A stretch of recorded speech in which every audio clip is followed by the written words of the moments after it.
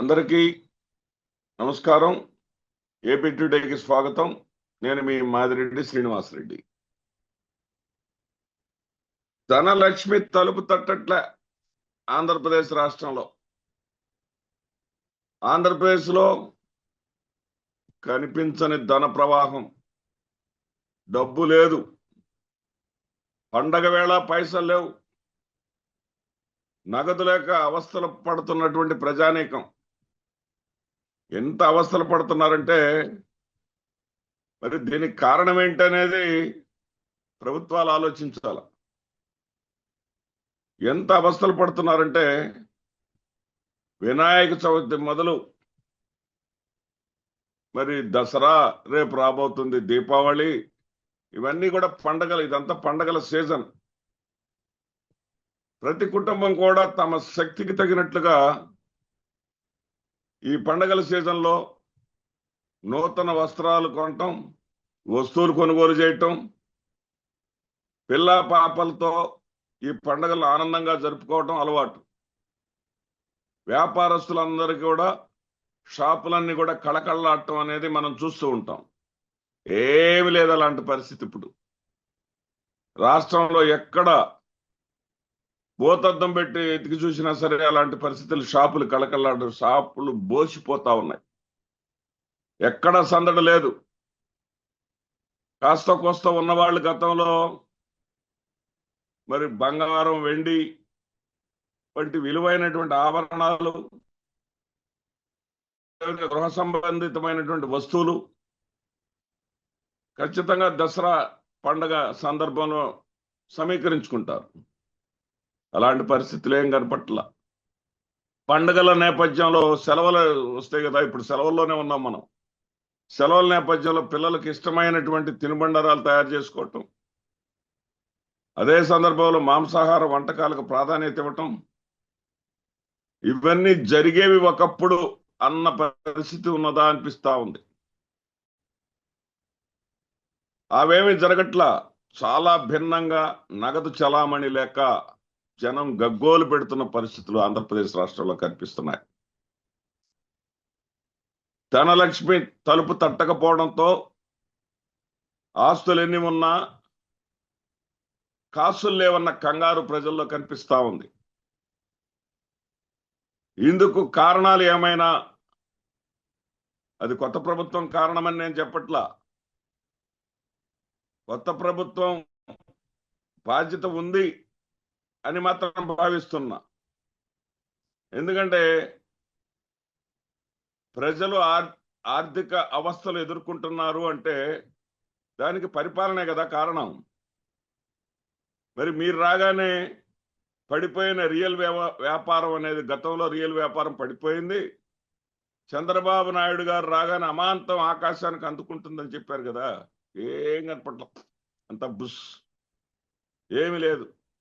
పల్లెల్లో డబ్బులు లేవు, పట్టణాల్లో డబ్బులు లేవు, నగరాల్లో డబ్బులు లేవు. ఎక్కడ కూడా డబ్బులు అనేవి లేవండి. పోనీ ప్రభుత్వం ఏదన్నా ఊపు మీద ఉందా అంటే అది కూడా లేదండి.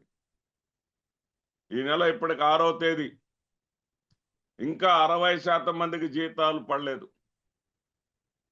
జగన్మోహన్ రెడ్డి గారి హయాంలో జీతాలు ఇవ్వట్లేదని, ఫస్ట్ తారీఖు జీతాలు అనేది మర్చిపోయారని ప్రధానమైనటువంటి విమర్శగా ఎక్కుపెట్టి జగన్మోహన్ రెడ్డి గారి ప్రభుత్వాన్ని అబాస్పాలు చేయగలిగారు. మేము వస్తే ఫస్ట్ తారీఖే జీతాలు ఇస్తామన్నారు. మీరు వచ్చిన మొదటి నెల మాత్రమే 1వ తేదీ జీతాలు ఇచ్చారు. 2వ నెల దాన్ని 4వ తేదీకి మార్చారు. 3వ నెల 4వ తేదీ ఇచ్చారు. 4వ తేదీ ఇప్పటికి 6వ తేదీ వచ్చినప్పటికీ కూడా ఇంకా 60% మందికి జీతాలు రావాలి. ఇక ఫుల్ బడ్జెట్ అనేది దానిపై ఈ రోజు కూడా సస్పెన్స్. మొన్న ఓటాన్ అకౌంట్ పెట్టారు ఒక 3 నెలలకని, మళ్ళీ ఇప్పుడు ఫుల్ బడ్జెట్ వేయాల. ఇప్పుడు కూడా ఫుల్ బడ్జెట్ వేసేటటువంటి పరిస్థితి లేదు. ఫుల్ బడ్జెట్ వేయకుండా మరొకసారి ఓటాన్ అకౌంట్ బడ్జెట్ తోటి సరిపెట్టుకునే యోచనలో ఉంది. దీనికి సమాధానంగా అవసరమైతే జనవరిలో 2 ఏళ్ల బడ్జెట్ ఆమోదంపై పరిశీలిస్తామనేటటువంటి ఒక ప్రకటన చేయడానికి సిద్ధమవుతా ఉన్నారు. ఆర్థిక నియంత్రణ పథకాల నిర్వహణపై మరి ప్రభుత్వం ఎప్పుడు దృష్టి సారిస్తుందో అర్థం కావటంలా. ఎందుకంటే జగన్మోహన్ రెడ్డి గారు ముఖ్యమంత్రిగా ఉన్నటువంటి సమయంలో అటు అమ్మఒడి ద్వారా కానివ్వండి, చేయూత ద్వారా కానివ్వండి, రైతు భరోసా ద్వారా కానివ్వండి, ఫీజు రియంబర్స్మెంట్ ద్వారా కానివ్వండి, ఏ రకంగా చూసినా సరే ఈబీసీ నేస్తం ద్వారా కానివ్వండి, కాపు నేస్తం ద్వారా కానివ్వండి, ఏ రకంగా చూసినా సరే సంవత్సరం అంతా ప్రజల చేతిలోకి డబ్బులు వస్తూనే ఉన్నాయి. ఈ డబ్బులు రావడంతో బ్యాంకులకు ప్రజలకు మధ్య ఇటు డిపాజిట్లు కానీ, ఇటు ట్రాన్సాక్షన్స్ కానీ, లావాదేవీలు కానీ గత 5 ఏళ్లలో జగన్మోహన్ రెడ్డి గారు ముఖ్యమంత్రిగా ఉన్న సమయంలో 88 లక్షల కోట్ల రూపాయల ట్రాన్సాక్షన్స్ జరిగాయి. దాంట్లో డిపాజిట్లు శాతం కూడా అత్యధిక శాతం ఉంది. అంటే ప్రజల యొక్క పొదుపు సామర్థ్యం పెరిగి, ప్రజలలో కొనుగోలు శక్తి పెరిగి,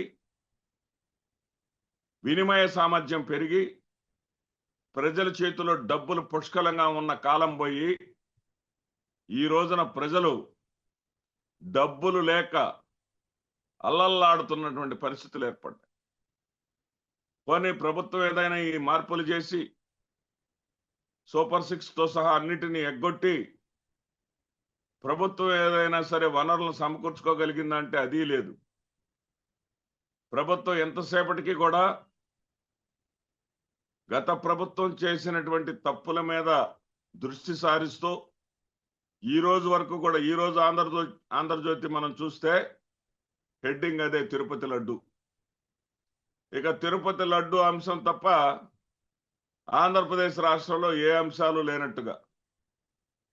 మొట్టమొదట అధికారంలోకి రాగానే, అధికారంలో ఫలితాలు వచ్చిన వెంటనే వైసీపీ నేతల్ని, కార్యకర్తల్ని టార్గెట్ గా చేసుకొని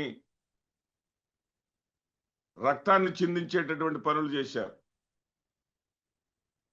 ఒక 20 రోజుల పాటు దాంతో గడిచిపోయింది. తరువాత శ్వేతపత్రాలతో ఒక నెలంతా గడిపేశారు. అమరావతికి నిధులు లేవన్నారు, పోలవరానికి నిధులు లేవన్నారు. దేనికి నిధులు లేకపోయినా సరే గత ప్రభుత్వం కారణం అని చెప్పేసి కాలక్షేపంతో గడిపేశారు. అలాగే 3వ నెల వచ్చింది. 3వ నెలలో ప్రజలు నిలదీస్తారు, ప్రశ్నిస్తారు. సరేనయ్యా, గత ప్రభుత్వం తప్పులు చేసిందే కదా, వాళ్ళని దించేసింది, మిమ్మల్ని మీకు అధికారం ఇచ్చింది, మీరు పరిపాలన చేయకుండా గత ప్రభుత్వం చేసినటువంటి తప్పుల గురించి మాకు చెప్పటానిక మిమ్మల్ని ఎన్నుకున్నదని చెప్పేసి ప్రజలు ఎక్కడ అడుగుతారోనని జత్వానీని తీసుకొచ్చారు. అసలు ఆ జత్వానీకి మనకేంటి సంబంధం? బుడమేరు పొంగి లక్షలాది మంది నిరాశ్రయులయ్యి ఆహారం అందక హాహాకారాలు చేస్తా ఉంటే, అలాంటి పరిస్థితి దాపురించకుండా చూడాల్సినటువంటి ప్రభుత్వం, పోలీసు యంత్రాంగం, జత్వానీ సమస్య రాష్ట్ర ప్రభుత్వానికి సంబంధించిన సమస్య అన్నట్లుగా దానిలో గత ప్రభుత్వం ఏదో అత్యుత్సాహం చూపించింది అన్నట్లుగా ఆ ఐపీఎస్ అధికారులను అరెస్ట్ చేయటం కోసము పన్నాగం పనటం, మంత్రాంగాలు చేయటం, వాటి మీద దృష్టి సారించి ఎప్పుడూ లేని విధంగా వరదలంటే గతంలో ప్రాణాలు పోయాయి. ఈ ఆధునిక ప్రభుత్వాలు వచ్చిన తర్వాత ప్రాణాలు పోయేటటువంటి పరిస్థితి లేదు. మరి ప్రభుత్వం చెబుతుంది 41 మంది అని, విపక్షాలు చెబుతుంది 60 మంది పైగానని. సరే, ఏదేమైనా సరే ప్రాణాలు పోయింది నిజం కదా. ప్రాణాలు పోవటం ఏమిటి అనేటటువంటి ఆలోచన కూడా లేదు. అది అయిపోయింది. అది అయిపోయిన తర్వాత మళ్ళీ ప్రజలు ప్రశ్నిస్తారని చెప్పేసి 100 రోజుల సెలబ్రేషన్లో సాక్షాత్తు ముఖ్యమంత్రి ఆరోపణదారుగా మారాడు. అసలు ముఖ్యమంత్రి ఎలిగేటర్ కావటం ఏంటి? ముఖ్యమంత్రి అనే ఆయన అధికారం ఉంది కదా, ఆయన చేతిలో పోలీసులు ఉన్నారు కదా, విచారణ సంస్థలు ఉన్నాయి కదా. ఏదైనా నిజంగా జరిగి ఉంటే దాని మీద విచారణ చేయవలసింది ఎవరు? ఆయనే కదా. ఒకవేళ నిజంగా జరిగి ఉంటే అది జరిగిందన్నారు. ఏది? లడ్డులో కల్తీ జరిగిందన్నారు, లడ్డులో పందికోవు కలిసిందన్నారు. కలిసి ఉంటే మీకు రిపోర్ట్ జూలై 17 వస్తే దేవాలయంలో సంప్రోక్షణ ఎప్పుడు చేయాలంటే జూలై 18 చేయాల. మీ నాటకాలు ప్రజలకు అర్థం కావా? 17 జరిగితే సెప్టెంబర్ 18 సంప్రోక్షణ చేస్తారా? సెప్టెంబర్ 28 18 కూడా కాదు. జగన్మోహన్ రెడ్డి గారు తన యొక్క తప్పేమీ లేదని ప్రజలకు అర్థమయ్యేటట్టు చెప్పిన తర్వాత, లడ్డులో కల్తీ జరగలేదనేటువంటి నిర్ధారణకు ప్రజలు వచ్చిన తర్వాత ప్రజల్ని కన్ఫ్యూజన్ లోకి నెట్టడానికి మీరు సంప్రోక్షణ చేస్తారా? సరే, దాన్ని అంతటితో ఆపారా? సుప్రీంకోర్టు మొట్టికాయలు వేసిన తర్వాత అయినా ఆపారా? సుప్రీంకోర్టు మీరు నిర్ణయించినటువంటి సిట్టును కొనసాగించకుండా మీరు 6 అధికారులను నియమించి 3 బృందాలుగా చేసి మీరు చేపట్టినటువంటి విచారణ ఆపివేసి మీ 6 అధికారులు కాకుండా ఒక 2 అధికారులను మాత్రమే మీరు నియమించుకునేటటువంటి అవకాశం ఇచ్చి సిబిఐ కంట్రోల్లో సిబిఐ డైరెక్టర్ ఆధ్వర్యంలో విచారణ జరిగేటట్టుగా చేసింది అంటే మీ మీద విశ్వాసం లేదనే కదా. దానికి కూడా వక్ర భాష్యం చెప్తారు. మమ్మల్ని ఏమి తప్పుపట్టలేదు, సిట్టును కొనసాగిస్తుంది, కాకపోతే మాకేదో సిట్టుకు కొంతమందిని కలిపారు. ఏం మాటలండి ఇవి? ప్రజలను తప్పుదారి పట్టించేటటువంటి మాటలు ఏంటండి? ప్రజల యొక్క ఆదాయ వనరులు పెంచే ప్రయత్నం చేయండి. ఎంత తప్పుడు పరిపాలన చేస్తున్నారో ఒక్కసారి మీరు మీకు అనుభవం కలిగిన వారని, జగన్మోహన్ రెడ్డి గారే పథకాలు అమలు చేయగలిగినప్పుడు మీరెందుకు అమలు చేయలేరని నమ్మి మీకు ఓట్లేస్తే, ఒక నెల ఏమో అరాచకాలు, ఒక నెల ఏమో శ్వేతపత్రాలు, ఒక నెల ఏమో ముంబై నటి, ఒక నెల ఏమో లడ్డు.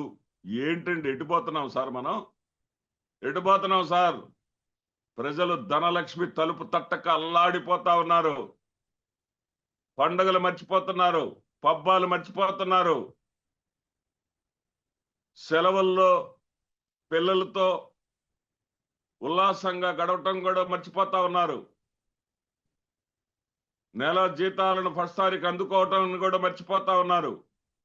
పరిపాలన మీద దృష్టి పెట్టండి సార్. ఆరోపించింది చాలు.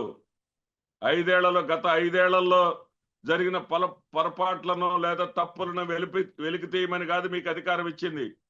5 ఏళ్లు చక్కగా పరిపాలించమని అధికారం ఇచ్చారన్న విషయాన్ని గుర్తుపెట్టుకోండి. నమస్తే.